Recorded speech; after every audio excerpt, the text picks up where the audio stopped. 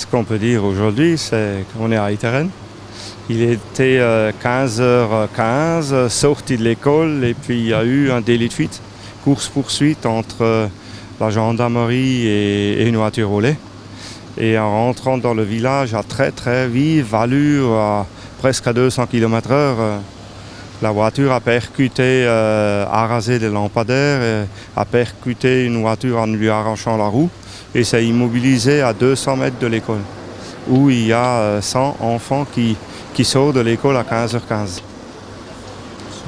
C'est impressionnant, la population, les riverains, ils sont un peu sous le choc de voir débouler une voiture comme une bombe et qui rentre dans un village à 50 km/h, de l'irresponsabilité totale de la part de ce chauffard, si on peut appeler ça un chauffard. Hein.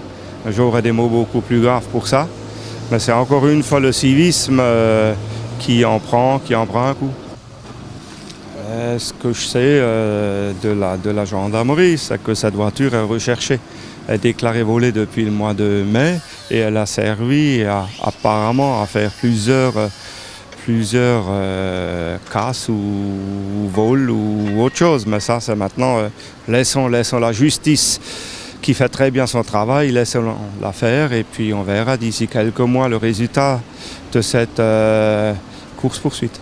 Une conclusion, j'ai une pensée particulière pour le maire du Soungo où il y a eu un drame la semaine dernière, mais je suis heureux aujourd'hui, j'aurais pu très bien être à sa place aujourd'hui avec un drame beaucoup plus important encore.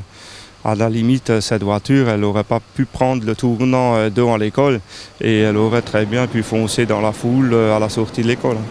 On a évité une catastrophe.